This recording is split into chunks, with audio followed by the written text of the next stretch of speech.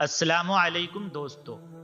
حضور صلی اللہ علیہ وسلم کی سب سے زیادہ آزمائشوں اور تکلیفوں والی زندگی، نبوت کے ملنے سے مدینہ کی طرف ہجرت تک کی زندگی ہے۔ اس 13 سالہ زندگی میں حضور صلی اللہ علیہ وسلم اور ان کے صحابہ کو کن کن تکلیفوں اور مصیبتوں کا سامنا کرنا پڑا، آج کی ویڈیو میں انہی واقعات کو مختصر اور آسان انداز میں آپ کے سامنے پیش کریں گے۔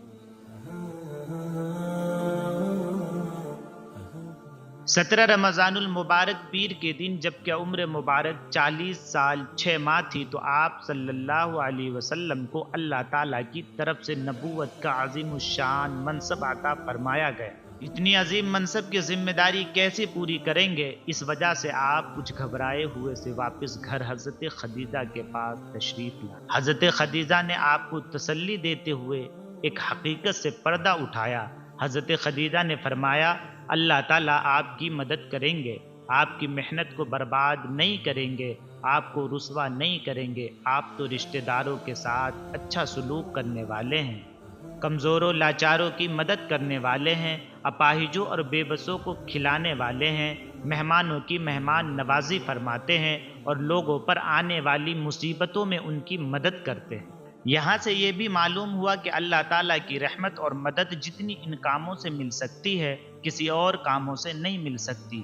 دیکھ لیں، حضرت خدیجہ نے یہ نہیں فرمایا کہ آپ تو 40 راتوں کو غار حرا میں تنہا بیٹھ کر عبادت کرتے ہیں، ہر وقت اللہ کو یاد کرتے ہیں، ان کا کوئی ذکر نہیں کیا، ذکر کیا تو مخلوق کے ساتھ مہربانی کا۔ اس سے دنیا میں بقا اور پنپنے کا بہت بڑا سبق ملتا ہے، لیکن افسوس ہم نے اس کو چھوڑ دیا۔ اللہ تعالی ہمیں صحیح سمجھ عطا فرمائے۔ نبی بننے کے بعد آپ علیہ السلام نے لوگوں کو اللہ تعالیٰ سے جوڑنا شروع کر دیا۔ شب و روز اسی دھن میں رہتے کہ کسی طرح لوگ صرف اللہ کی عبادت کرنے والے بن جائے۔ آپ کی بات ماننے والوں میں سب سے پہلے آپ کی بیوی حضرت خدیجہ ہے، مردوں میں حضرت ابو بکر صدیق ہے تو بچوں میں حضرت علی ہے، آزاد کیے گئے لوگوں میں حضرت زید اور غلاموں میں حضرت بلال ہیں۔ اس طرح مسلمان آہستہ آہستہ بڑھتے چلے گئے۔ جب مکہ کے لوگوں میں یہ بات مشہور ہونے لگی تو انہوں نے مسلمان بننے والوں کو ستانا شروع کر دیا۔ چاروں طرف سے حضرت محمد صلی اللہ علیہ وسلم اور آپ کا ساتھ دینے والوں کی مخالفت کی جانے لگی اور موقع ملتے ہی لڑائی جھگڑے پر اتر جاتے۔ اللہ کے نبی صلی اللہ علیہ وسلم نے کعبے کے پاس ایک گلی میں حضرت ارقم کے مکان کو مسلمانوں کے ٹھکانے کے لیے پسند فرمایا۔ یہیں پر اسلام کی باتیں سکھلائی جاتی اور یہیں سے لوگوں میں اسلام کا پیغام پہنچانے کے لیے صحابہ کو بھیجا جاتا۔ اس طرح کہہ سکتے ہیں کہ اسلام کا پہلا سینٹر حضرت ارقم کا گھر تھا۔ اس گھر کو منتخب کرنے کے سیاسی اعتبار سے کئی فائدے تھے، چند ایک ملاحظہ فرمائے۔ نمبر 1، حضرت ارقم کے اسلام لانے کا کسی کو علم نہیں تھا، اس لیے لوگوں کو گمان بھی نہیں ہو سکتا تھا کہ آپ صلی اللہ علیہ وسلم اور آپ کے ساتھی وہاں رہتے ہوں گے۔ نمبر 2، حضرت ارقم کا خاندان مخزوم تھا، جن کا آپ صلی اللہ علیہ وسلم کے خاندان بنی ہاشم سے 36 کا آنکڑا تھا، اس لیے دشمنوں کو خواب و خیال میں بھی یہ بات نہیں آ سکتی تھی کہ آپ صلی اللہ علیہ وسلم دار ارقم میں رہ سکتے ہیں۔ نمبر 3، عموماً انسان کسی بڑے انسان کے یہاں اپنے آپ کو محفوظ سمجھتا ہے، اس لیے کوشش کرتا ہے کہ کسی عسر و رسوخ والے انسان کے یہاں پناہ لے، لیکن اس کے برعکس آپ صلی اللہ علیہ وسلم ایک نوجوان کے گھر کو اسلامک سینٹر بنا رہے تھے۔ دشمن بنی ہاشم کے بڑے گھروں میں تلاش کر رہے تھے، جبکہ آپ صلی اللہ علیہ وسلم مسلمانوں کے ساتھ 15 سالہ نوجوان حضرت ارقم کے گھر تھے۔ اس طرح سیدنا رسول صلی اللہ علیہ وسلم نے نہایت ہی سمجھداری کے ساتھ اسلام کے مشن کو جاری رکھا۔ ظاہر ہے اگر کسی کھلی جگہ کو اسلام کا سینٹر بناتے تو دشمن اس کو ختم کرنے کی جی توڑ کوشش کرتے۔ اس سے معلوم ہوتا ہے کہ ایسے حالات میں مسلمانوں کو ظاہری طور پر کام کرنے کے بجائے اندرونی طاقت اور تربیت پر زور دینا چاہیے۔ موجودہ دور میں مسلمانوں کو چاہیے کہ اپنے مساجد و مدارس کو سادہ رکھے، لیکن معاملہ اس کے برعکس دکھ رہا ہے۔ ظاہری طور پر خوب محنت کی جا رہی ہے، جبکہ اندرونی طور سے خالی ہے۔ مسجدیں دیکھے تو کیا کہنے، جی کرتا ہے کہ باہر ہی نہ نکلے، لیکن تربیت کا کیا سسٹم ہے۔ تو جواب ہوگا کہ کچھ بھی نہیں۔ یہی کچھ حال تھوڑے بہت فرق کے ساتھ مدارس کا بھی ہے۔ یہ وہی زمانہ ہے جس کے بارے میں باخبر کر دیا گیا تھا کہ ایک زمانہ وہ آئے گا جب مساجد نمازیوں سے بھری ہوں گی لیکن خشوع خضوع سے خالی ہوں گی۔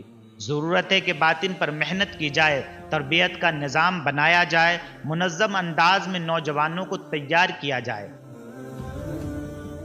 اس جگہ آ کر حضرت عمر اسلام لاتے ہیں۔ حضرت عمر کے اسلام کو نبی پاک صلی اللہ علیہ وسلم نے خود اللہ تعالیٰ سے مانگا تھا۔ آپ نے اللہ سے دعا کی تھی کہ ابو جہل اور عمر میں جو آپ کو پسند ہو اس کے ذریعے سے اسلام کو عزت عطا فرما۔ یہ دعا حضرت عمر کے حق میں قبول ہوئی۔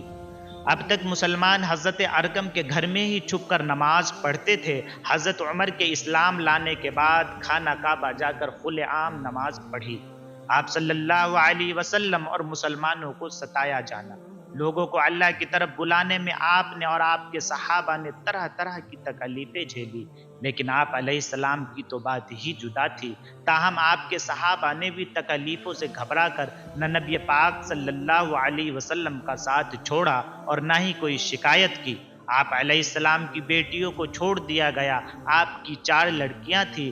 نبی بننے سے پہلے ہی بڑی 2 بیٹی حضرت رقیہ اور حضرت ام کلثوم کا نکاح ابو لہب کے 2 بیٹوں عتبہ اور عتیبہ سے کرا دیا تھا، لیکن ہلکی عمر ہونے کی وجہ سے ابھی رخصتی نہیں ہوئی تھی۔ اسی پر بس نہیں بلکہ ابو لہب راستے کی گندگی اٹھا کر لاتا اور آپ علیہ السلام کے دروازے پر ڈالتا۔ ابو لہب کی بیوی ام جمیل آپ کی راہ میں کانٹے وغیرہ ڈال دیتی۔ اسی طرح آپ کے صحابہ کو طرح طرح سے ستایا جاتا۔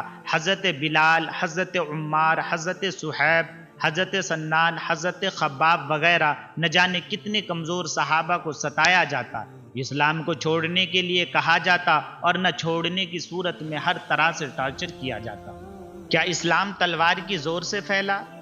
مکہ مکرمہ میں مسلمانوں پر ہر طرح کا ظلم کیا گیا، لیکن مسلمانوں کو حکم تھا کہ کسی کو کچھ نہیں کہنا، مارنے والوں کے خلاف بھی اپنے ہاتھ کو نہیں اٹھانا۔ 13 سال اسی طرح پٹتے رہے، ظلم سہتے رہے۔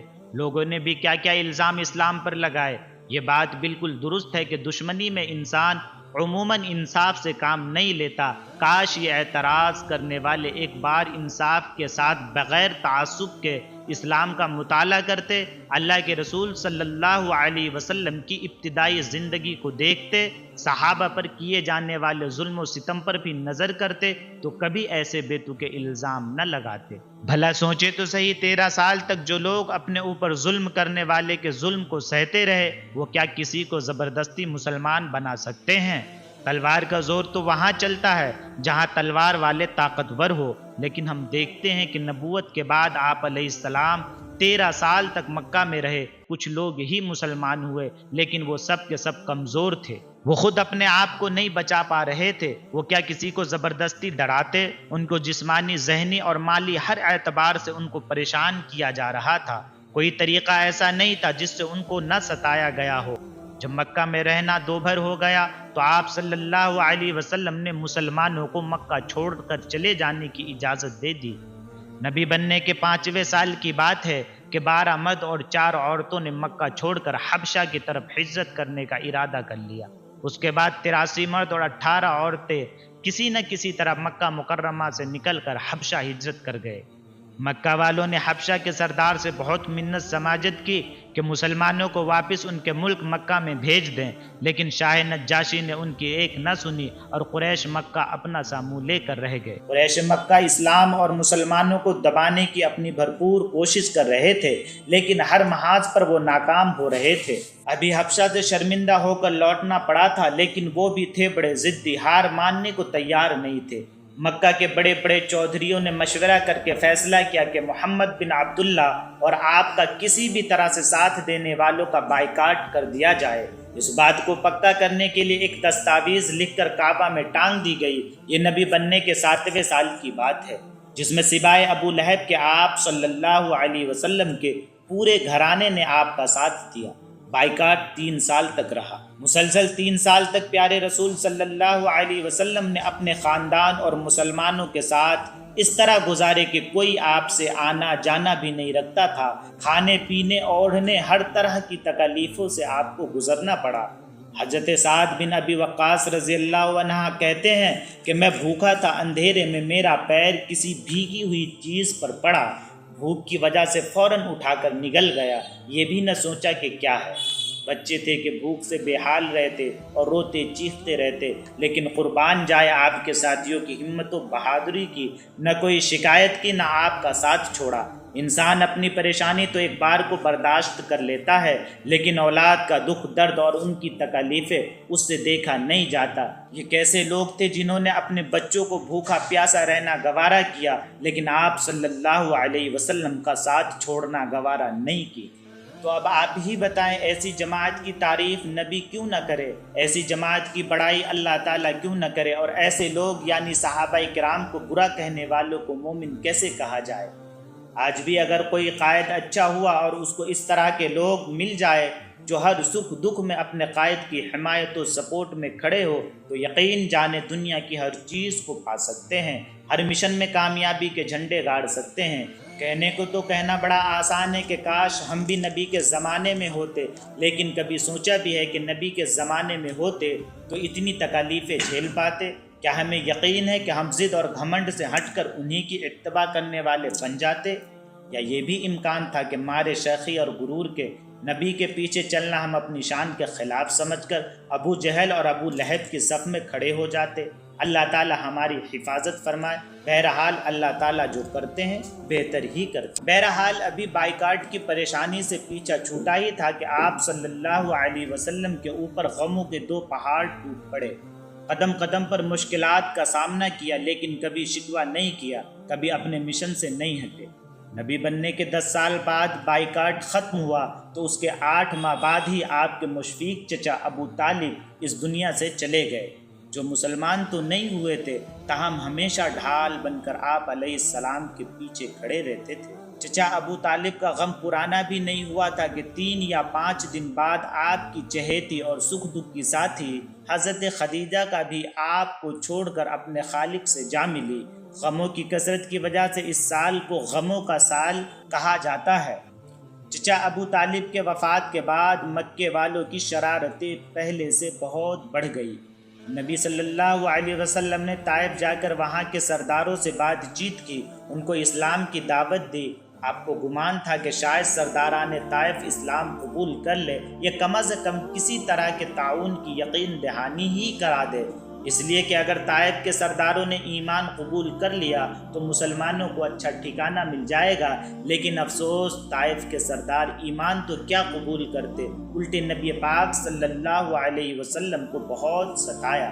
یہاں تک جب آپ صلی اللہ علیہ وسلم واپس آ رہے تھے تو اوباش قسم کے لڑکوں کو آپ صلی اللہ علیہ وسلم کے پیچھے لگا دیا، جو آپ کو اینٹ پتھر پھینک کر مارتے، جس کی وجہ سے آپ کا بدن لہو لہان ہو گیا۔ اس سب کے باوجود آپ صلی اللہ علیہ وسلم ان کو دعا دیتے ہیں۔ نبی بننے کے بعد سے اب تک آزمائش کے 10 سال گزر گئے، ذلت اور رسوائی کی کوئی چیز ایسی نہیں رہی تھی جو آپ صلی اللہ علیہ وسلم نے نہ جھیلی ہو۔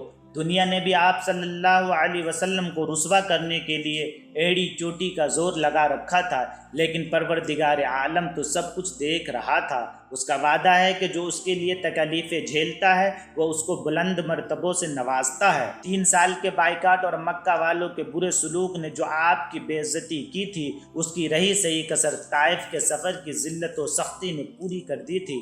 اللہ تعالیٰ کی رحمت کو جوش آنا تھا اور جوش آیا، اور ایسا جوش آیا کہ آپ صلی اللہ علیہ وسلم کو تسلی دینے کے لیے، آپ کے مرتبوں کو بلند کرنے کے لیے آپ کو زمین سے اوپر اٹھایا، اور اتنا اوپر اٹھایا کہ جبریل جیسا طاقتور فرشتہ بھی ساتھ نہ دے سکا، یہاں تک کہ 7 آسمانوں سے اوپر کی کرسی عرش سے بھی اوپر اٹھایا، جس کو دنیا معراج کے نام سے جانتی۔ اسی سفر میں حبیب اور محبوب میں راز و نیاز کی باتیں بھی ہوئی، اور امت کے لیے کچھ تحفے بھی دیے جاتے ہیں، جن میں اہم نماز ہے۔ یہ پورا سفر بیداری کی حالت میں ایک ہی رات میں ہوا۔ اس سفر میں مکہ مکرمہ سے جب بیت المقدس پہنچے تو وہاں پر سبھی نبیوں کو نماز پڑھائی اور امام الانبیاء کے لقب سے نوازے گئے۔ اقصی میں سب رسول صفوں میں کھڑے رہے، اقصی میں سب رسول صفوں میں کھڑے رہے، سب نے قبول کی ہے امامت حضور کی۔ آج کی ویڈیو میں ہم نے حضور صلی اللہ علیہ وسلم کی 13 سالہ زندگی یعنی نبوت ملنے سے مدینہ کی طرف ہجرت تک کے واقعات کو مختصر انداز میں آپ کے سامنے پیش کیا۔ آنے والی ویڈیو میں ہجرت مدینہ سے حضور صلی اللہ علیہ وسلم کی وفات تک کے واقعات کو پیش کریں گے۔ آپ کو ہماری ویڈیو کیسی لگی کمنٹ باکس میں اپنے رائے کا اظہار کریں، اور اگر آپ ہمارے چینل پر نئے ہیں تو ہمارے چینل کو ضرور سبسکرائب کر لیں۔ بہت بہت شکریہ۔